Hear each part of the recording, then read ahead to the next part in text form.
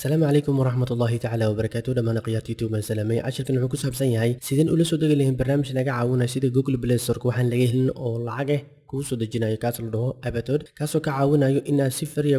application ku soo download kartid marka tusaale ayaan ku siinaya marka aan bilaawno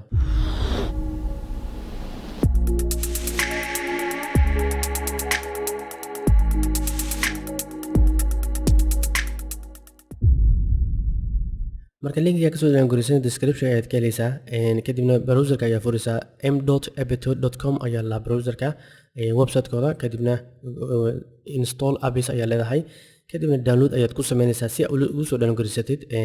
mobile-kaaga sida Google Play Store ayaa loo isticmaalaa barnaamijyada fariiga marka waxaan ku tusayaa barnaamij Google Play Store lacag ka ayuu inta fariiga yahay marka download-kan oo dhameeyaa in tusaa kadibna open ayaa leenahay failka kadibna waxaan leenahay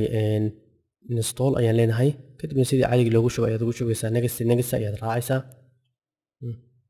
kadibna install marka dhameysid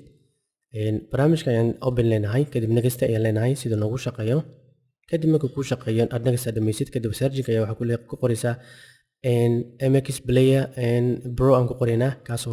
inta downloadka marka furtida ujeedaa mid Pro waa free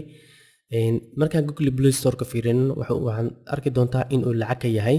kadib waxaad tagaysaa Google Play Store kaaga kadibna waxaad ku qortaa MX Player Pro ku qor waa ujeedaa lacag ayuu ka yahay waa un lacag ku dhow adiga $9 ilaa $8 meelaha soo kale waa wadankan Masar marka saas ayaa ku heli kartaa Abattoir-kaaga free uu ka yahay marka furtida ujeedaa MX Player Pro programyo badan oo free ayaad ka helaysaa meeshaas oo sahlan marka insha Allah way ku fududahay insha Allah bidna karim waxaan ugu ogaanaysaa barnaamijka wuxuu ka caawinaa in application-ka safar iyo ku heshid insha Allah bidna karim ka faa'iideyso wanaagsan assalamu alaykum warahmatullahi ta'ala wa barakatuh wa jazakumullahu khairan